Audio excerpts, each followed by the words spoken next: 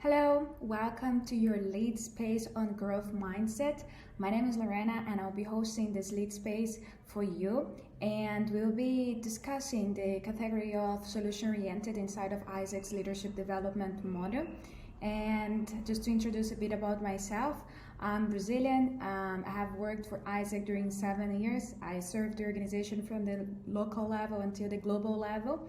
And it's really a pleasure to be part of your leadership experience and contribute to it. And without further ado, let me introduce a bit of what we are going to talk about.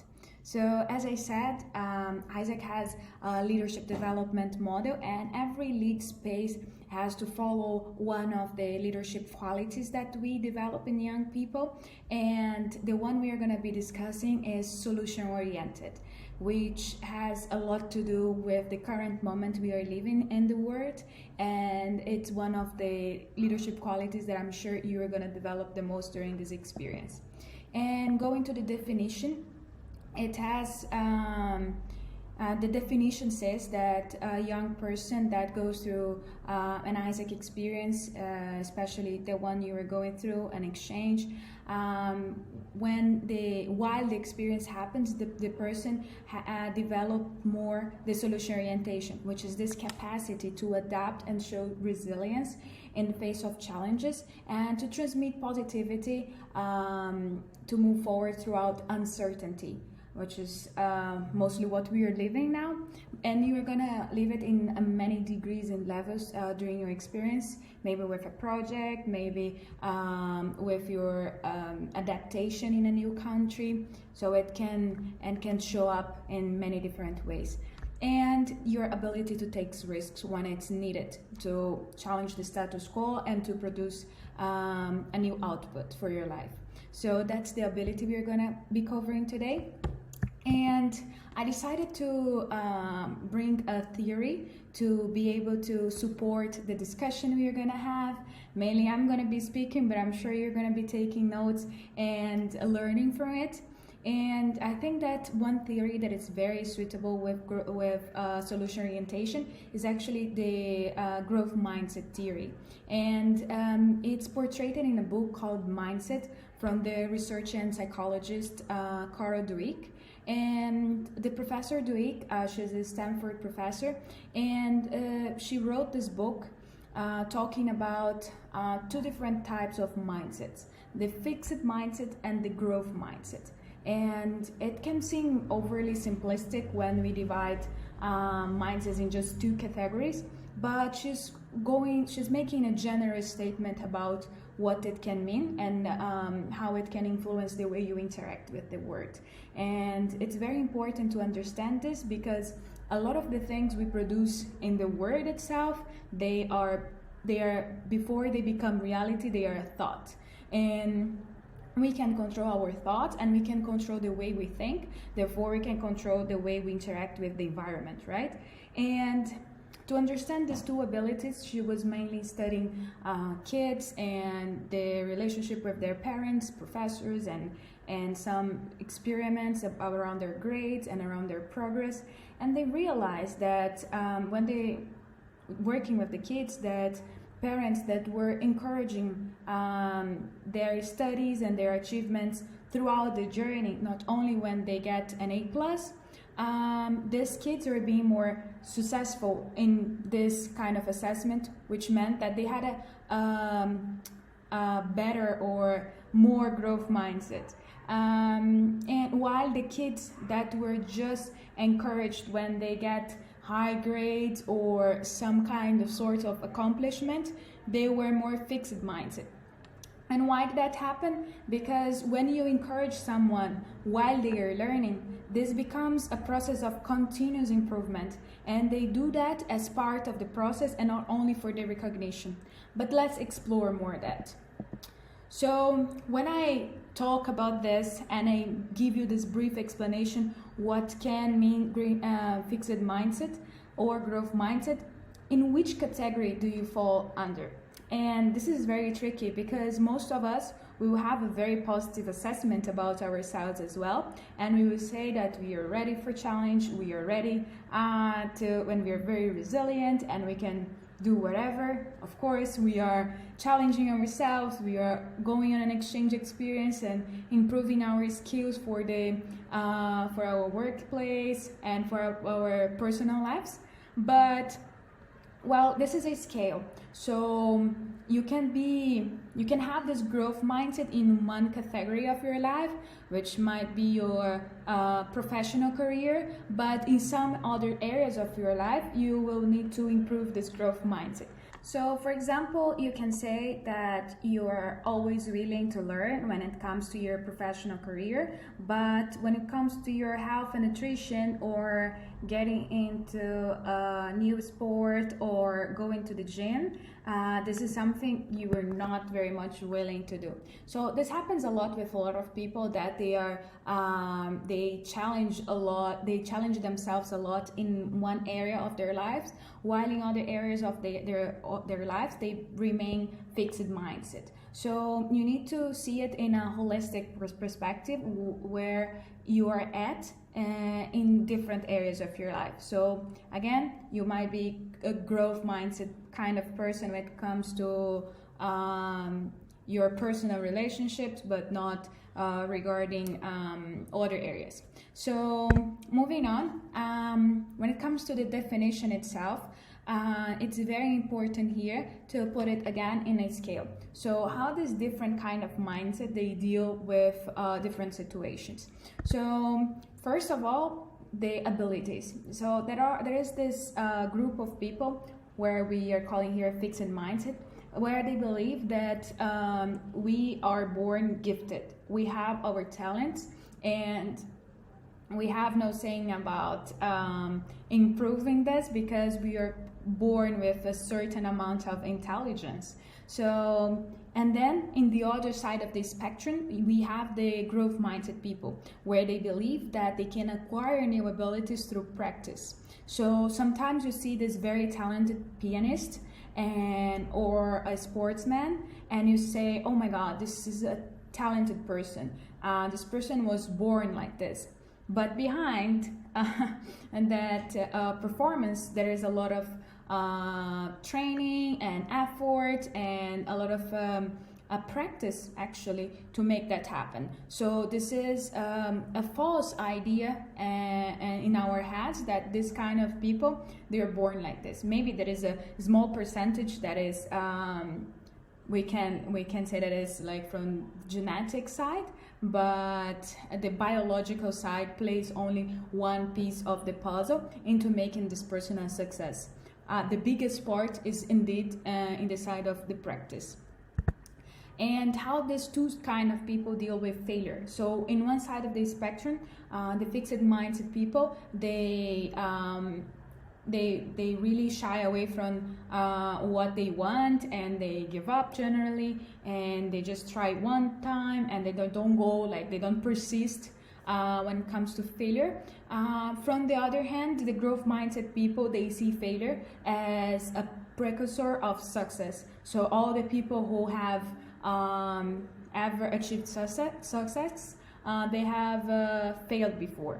So this is a very important kind of mindset, and not only in a theoretical or inspirational side, but mostly in a practical way. So there is this famous quote from Thomas Edison, that he says that before he invented the bulb and the light and everything, he had to try 1,000 times. So well, this is the kind of growth mindset we are talking about here. And also in your workspace, you will have to deal with critical feedback, which is constructive for the growth mindset people. They believe that critical feedback will make them feel better and be better, and it just comes from a place of care. While the fixed mindset people, they will react towards critical feedback, and they will see it as an attack, something offensive. And here, of course, I'm just putting two extremes. There is a lot of things happening in the middle, but just for you to see in extreme pictures how that looks like.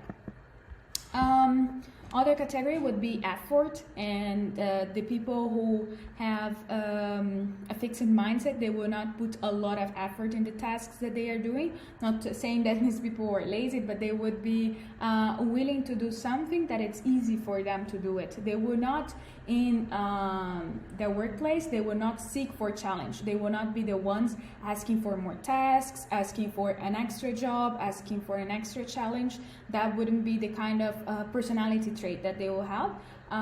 But mostly they will accommodate themselves in their positions and do not seek for more. So let's say someone that is in the same job and doing the same thing for like 20 years. On the other side of the spectrum, we have the growth mindset people, the ones that are always seeking for challenge, they're always willing to help and to contribute and to do more. So they see this as an opportunity for them to learn and to improve their skills and to become better as a person. And this builds up resilience, and that you already got the picture, right? So that the people with growth mindset will be more resilient, they will be more adaptive, and they will be able to handle better challenges. And also the way they see obstacles. So people, there is a very silly, but you can picture it very well when you put an example. So for example, let's pick two kids, and one of them will always takes the escalator and will never take the stairs, while another kid will just take the stairs because it's fun to run through the stairs and, you know, like to sweat and everything. Because one is seeking for challenge, the other is not. The other is looking for comfort. So of course that the two things are important, and the reason why we have a fixed mindset is also because in our evolution that was needed to prevent us from risks and for, losing the place where we live or being attacked by a lion. So the fixed mindset also protect us from a lot of things. But in another fields and areas of our lives where the risk is not imminent, it's better to have the growth mindset so you can succeed in wherever you are doing. But this is a matter of practice and creating habits and changing the way you think and the way you see things. Makes you become more open, from trying a new food until trying a new job. So I've experienced this in many areas of my life. I always, my two best friends from my childhood, they were the best people in math in my class. I was always behind, so I felt I was bad at math and I would never do that. But I was just comparing myself with two very good people, and actually I was pretty good. It was just a matter of practice. So before I took the national exams here in Brazil, I spent like 3 months studying maths non-stop, and that was my best grade in the exam. And this is a simple example, but for me it illustrates that practice really beats it. So whatever you're trying to develop, think about like how much effort I'm putting into it to become the best in the world. And then creative risks, that's another category, which means that people with growth mindset, they really think that taking risks, it's a way of moving from the status quo and becoming better, while so they're risk takers, while the people with the fixed mindset, they avoid risk. They don't like to try new things, which is part of this whole trade-off. And one thing I would like to highlight here is the ability to continuously improve. So if you can take anything from this space, is actually to understand how can you become better in every area of your life continuously. So consistency is also key here, because we're talking about a mindset. We're not talking about something that happens only once. It's something that happens throughout your life, and you have the capacity to make it better. So how can we build a habit? And we could have a whole other space only about building habits and becoming more efficient. But here I just want to highlight this ability of continuously improving and how you can apply that to different areas of your life. From the things you eat until the books you read, or how you interact with the people at work, and how you can really apply that. And the other aspect I would like to highlight is that if in your life you were only rewarding, let's say, or you're only paying attention when you achieve something big, or you are also encouraging progress. Because to achieve something in life, you actually need to be consistent in becoming better every day. So what I'm saying here is that if you only become happy only when you get a recognition of the MVP of the company or something like that, or you win an award, or your paper gets like recognized, or a prize for that, if you are only happy or satisfied when you achieve something like that, it will be hard in the long run to have this kind of achievements if you do not encourage the process of getting there. So you also need to pay attention of this, because the process in this case is even more important than actually reaching there. The journey here is more important. So how can you develop this growth mindset throughout your journey while you are learning? So for example, if you have a goal of reading a book a month, you cannot only reward yourself, or in other words, be happy, only finish the book, but throughout the journey of reading the book, because that will improve and increase your growth mindset and mainly your ability to learn. So this is also one of the things that the theory highlights, and especially working with kids, when the parents just reward when they achieve certain grade, but when the parents actually reward them just for them to study, because the study leads to the good grades. And also be aware of the false growth mindset. So I see a lot of people saying, oh, I'm growth mindset 100% sure, but not in all areas of your life, as I mentioned. You need to understand where you need to beat this fixed mindset, and so you can develop. That's a big part of it. Is also the self-awareness, which is one of the other leadership qualities. And my main question for you is like, how can you apply this for your daily life? So going through this new experience, experiencing a new country, a new company, a new job, how can you really apply this, which is very theoretical, to your life? And one thing I like to do is to ask everybody, what do you need to learn, or what do you want to learn to perform better at your work, or to become a better person? What are you willing to learn in the next 3 months, 6 months? And I really want you to leave this video setting some goals for yourself, and the goals that I call learning goals. If you can put down 3 things you want to learn in the next 3 months, and really work for it, make a plan. So the first step, I don't know, one of the challenges I had when I first moved abroad was to learn how to cook by myself, because otherwise I would just be ordering food and having a very healthy lifestyle. This is a small goal, but I also had goals of mastering spreadsheets, or learning how to make presentations, or becoming better at public speaking. You can also do that, and maybe improving your LinkedIn, and for that you need to write posts and improve your profile. And I know I'm just putting many goals so you can have some sort of example. Maybe it's learning how to do programming or something like that. Just set some goals for yourself and put it in a time frame, so you can hold yourself accountable and come back to that in a few months.